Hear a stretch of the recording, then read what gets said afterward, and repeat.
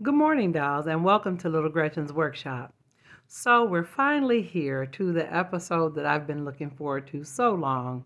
We're making steamer trunks. Now, dolls, I'm showing you a steamer trunk that I made a few years ago. I'm going to be using the same technique, but going to be enhancing it a little bit. I've perfected my technique, some of my ideas, and the way I put things together. Now, in this particular trunk, I actually lined it with fabric and used fabric as my hinge. I also made a tray for it.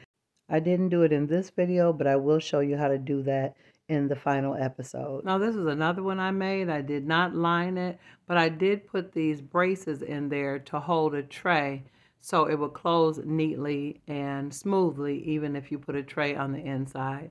So dolls, again, this is the type I'm going to show you how to make today. So let's go ahead and get started and let me show you how I made this and how I've perfected my technique over the years. So I started out with a couple pieces of wood that I cut to the same size of this remnant piece of beadboard. This is actually left over for when I did the hallway. So I gathered together some of my coffee stir sticks, the birch wood ones, because I like the width and the thickness of those. And again, I cut out a piece of the remnant beadboard to use it as the lid or the starting point for this particular trunk. Now, I did cut a piece of my basswood to be the base in the same size, and I laid them together to make sure that I cut them the same size. Now, since I had already used the paper bag template to make the beadboard portion, I decided to do it again to make the sides of this particular trunk. So I used the exact same technique as what I used for the beadboard. Got the paper bag piece cut to the size of the lid. And then I proceeded to cut coffee stir sticks in that length. Now I did measure it to make sure that it was the same length as the lid so that I wouldn't be wasting my material. And it was a little bit shy of 4 inches, about 3 3/4. And then I measured the length of the other one, and it was 4 inches. So it was still within the same size range. So I did measure steamer trunks of the vintage type, and there were more than one size. So dolls, again, I'm not a purist when it comes to my miniatures. It just has to look right next to my dolls. Now, while the coffee stir sticks were drying for the beadboard style steamer trunk, I also glued together some pieces with popsicle sticks, and I'm going to make another variation of the same style steamer trunk, just using popsicle sticks. So again, dolls, I want to encourage you that you can use this technique with coffee stir sticks or popsicle sticks, or you could even use just pieces of basswood. It's up to you, but the technique still works. Now I glued the popsicle sticks together side by side, and then I cut them to the same size roughly that I cut the original one, the coffee stir sticks, on the brown paper bag. And I did have to brace up the sides with my little Lego blocks to keep everything square and aligned. And it's really convenient because it helps everything dry nice and straight, and you don't have to hold it. The Gorilla Wood glue is what I use to glue these items together, and it catches pretty quickly, but it does need a little setup time. Now, for the true Lego lovers out here, these are knockoff Legos, so I'm not using the authentic Lego brand. So please don't panic, dolls, because no real Legos were hurt during this video. So after I got the sides and the body of the lid set, I allowed it to dry and went back to the coffee stir stick lid. And I did realize I needed an extra stick to make this piece complete. So I allowed it to dry and went back to the popsicle stick steamer trunk. Now I want you to take note, for the lid I used 5 popsicle sticks, and for the sides I only used 3 sticks. Again, stacked them together, and when I got ready to put the side up, I put it where it was on top of the base.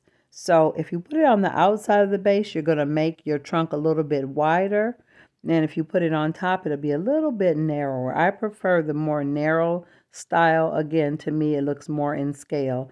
And I'm just checking the sides and making sure everything looks in order with the size of the lid I just created. Now I made the sides of it a little bit different. I used 2 jumbo craft sticks to make the base part of the sides, and then I taped it with my blue tape to keep everything braced up and square while it dried. And I checked and tested the sizing of the lid while it was drying.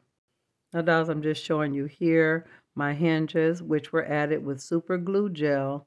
And also I put nail studs from nail art in the holes to simulate screws or rivets. If you haven't seen that video, definitely check out my suitcase video. I will leave a link in the description below. So I went back when the coffee stir stick base and top were dry. I trimmed off the sides, sanded them, and now they're all ready for assembly. I used the exact same technique that I used when I assembled the popsicle stick trunk. I'm just showing you here. I add the sides by gluing them and bracing it on top of the base. I didn't put it along the side. I put it on top of the base and use the same technique using my Lego blocks to support it and keep it square while it dried. Be advised that it took me way longer than this video to put together these two little trunks. There's a lot of cutting, there's a lot of sanding, there's a lot of fitting. This is not a kit. This is being made from scratch. Plus, dolls, this process has several parts, so be patient with yourself. So after everything was all dry and assembled, I began to stain it. Now, dolls, you know I love to do stains in multiple layers if you've been following me any amount of time. I used a couple thin layers of this Varathane Jacobean stain. I really like it. One trunk I used one thin layer, and the second one I stirred it up and got the deeper layers of the stain color. So it turned out really nice. Laura, I did have my gloves on. I just took them off for a minute and forgot to put them back on. Dolls, always practice safety and use latex glove when using real wood stain. Now here we are, dolls. My piece is all assembled and stained. It has the hinges on, and it's time to add the decorations or embellishments. Now this is my favorite part. I love doing the detailing. Now with my trunks, I always use the wood sticks as my straps. I never use the leather. Now you definitely can use the leather or the suede like I used with making the suitcases and luggage. You definitely can use that. But with me, when I do my trunks, I really love to use the wood strips. I really like the nice clean lines. And in this case, I painted them all just black acrylic, a matte black acrylic. And I added them on in alignment with my hinges. Now, I did have to weight that down and allow it to dry because they didn't want to stick to the wood stain. I generally like to glue things to just raw wood, but that wasn't really an option in this case. But after weighting it down, everything stuck and looked really nice. And I went on to continue to add my strips around the trunk the same way I did with my suitcases. Now, dolls, I'm showing you what I did, but you can add your straps any number of ways. There are a lot of different styles of trunks, so make it specific to what you want and what you need for your miniature scene. This is just my way, but I just wanted to give you the basics and the concept of techniques that I use to get result that I got for my particular trunks. I'm very pleased. Now, for those of you who are concerned, my cuts aren't precise and they're not absolutely straight. I'm not using a machine. They're all hand cut. And to be quite honest, sometimes I'm impatient when I'm cutting my materials. So I do have to use quite a bit of sanding and quite a bit of sandpaper. And there are times that my pieces have little gaps in them, and I do fill my gaps with wood putty. But if you take your time and you cut your pieces perfect, or if you have machinery to cut your pieces more precisely, you may be able to skip these steps altogether. But dolls, this is what I do, and I'm just showing you how. Now, after I got my pieces all fitted and taped and filled all my gaps with wood putty, I had to allow everything to dry so that I could do my sanding. And here I'm just showing you where I had to put wood putty to fill my gaps. But when it was all said and done, this is what I came up with. I touched up the paint on the areas where I had to put the wood putty and where I had to sand, and I'm very pleased with my result. I really like it. It turned out nice. Now you could do those edges with metal. You could do them with, instead of your strips looking like leather, you could have made them look metallic with a metallic paint. Now this particular one, the one that I made with the paper bag template, I'm definitely going to cover it up with a lining. Now I have used fabric before in my previous trunks, but I really like the idea of using wallpaper. Wallpaper is so much easier and so much simpler, and I really like it because it allows me to use up some of the leftover small scraps that I have from wallpapering projects. I really love to use up my trash and remnants for things where they'll really be utilized and put on display. Now, this was a lovely wallpaper I used in another part of the rooming house, and I thought it would really be nice inside this trunk. So I just cut it to size and fitted it very similar to the way I did the cotton ticking stripe paper inside the suitcases. Now when you're doing this, dolls, make sure your glue goes corner to corner. Now you may have a little looseness in the middle, but you definitely don't want any looseness in your corners or around the edges. You want it to be nice and flat and flush.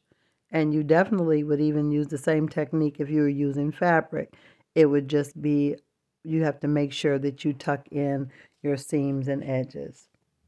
And after you press it in really, really good, give it an opportunity to dry. Now while that's drying, I'm going to go ahead and fit the part for the bottom portion and around the sides of the base. Now I looked at my scraps and had a really long, thin piece that actually worked almost perfectly for the base and for the perimeter of the inside of the base. Sometimes it's really funny how a remnant from another project will be exactly what you need for a new project. So I encourage you, dolls, to save those scraps and use them in another project, because with miniatures, all you need is a little bit. So I cut the base lining just like I did the lid and added the glue and pressed it on in. But then when I got to the perimeter, I put glue all around the sides, and this just began to wrap the inside. And I did use my pointed tool to press the corners in to get them as squared into the corners as possible. Now you definitely want to do this while your glue is wet. You don't want to wait and try to do this while it's dry. You want to press it all up into those corners to get the corners squared off as much as possible. Now this would only be necessary with this wraparound technique that I'm doing. If you cut each of your pieces individually to line the inside of your chest, it wouldn't be necessary, but I used one piece to go all the way around, so I'm pressing in the corners to square it off with my pointed tool, just to make sure it gets into the corners as tightly as possible. Now, these images are sped up just a little bit, but take your time because you don't want to tear your paper or puncture your paper with the wooden tool. So again, dolls, I just want to encourage you to take your time, be patient. You want your project to come out nice. You want to be proud of it. So you don't want to rush through parts that may seem a little tedious. If you need to take your time, walk away, do something else, do that, but don't rush through this. Now, after I gave the paper a little while to dry, I went on to get my craft knife so I could trim off the excess. I cut my paper a little bit higher than the actual inside, so I do have a little excess to trim off. Again, take your time. Now, what I did split the corners and sort of bend it down so I would know exactly where I was trimming it to give me a really clean, neat line for that edge. Now you can see here where I split the corners and folded them down so I could give it a nice clean cut edge. And make sure, dolls, that after you trim your paper off, you touch up any areas where your stain or your paint may have gotten missed, where you see any light or unstained or uncolored parts, to make sure everything looks uniform. Now here I began to work on my closure and my lock. I have a specific way that I make my locks, dolls. I use a half of a jump ring and a little small piece of a coffee stir stick. I generally paint the piece of wood black, and then use the half of the jump ring to bend it in the shape of the top of the lock. After the coffee stir stick piece that I painted was dry, I split it in half and sanded both halves and sanded both halves of the jump ring. Now, after I sanded the bottom of the jump ring, I added little globs of super glue gel to the ends so that they would create like I call it a glob to fit on to the top of the wood piece. Now, when I say glob, just to make it look like it was soldered to another metal piece, I just imagine back in the old times, an old rusty lock may look a little globby, so I wasn't worried about the glue looking perfect, and I allowed that to dry. And I did a second one for my second trunk, and then I make sort of like a loop on another piece of coffee stir stick, so I'll have something for my lock to hang off of. And as I do this to sort of create an impression, to make it look as though the latch is padlocked in some type of way. Now, while I allowed that to dry, I went on to add my studs. Now, again, dolls, you can add your studs any way you like. These are nail art studs. I think they really look like nails or rivets, and I think they're the perfect size for my tiny trunk. Now, I used the biggest of my studs to do the outside of this trunk, but you could use the smaller ones. I happen to like the gold or the brass color ones, but there are definitely ones out there that are silver, or you could paint them silver. But I'm going to distress my trunks in another video, so this works out good because everything looks bright and new, so you can kind of see what it looks like at this stage. Now, when I got to my clasp, after I had everything painted black, I used my rubbing buff to color my wooden pieces to give them a metallic look. Now, this is the antique gold rubbing buff, and I used it on the entire clasp and the lock to give it a metallic finish, and I thought it looked really good, and I thought it coordinated well with my brass stud nail art. So dolls, they have bronze, there is pewter, there are several different shades of the rub and buff for a metallic finish. So definitely choose the one that works out best for your project. And I went on to coat all the pieces on my trunk that were supposed to be metal to give them all the same finish. So dolls, I had one more thing to do with that lock to finish it off. I needed to make it look as though there was a keyhole. And my technique is to put two little dark dots in the front.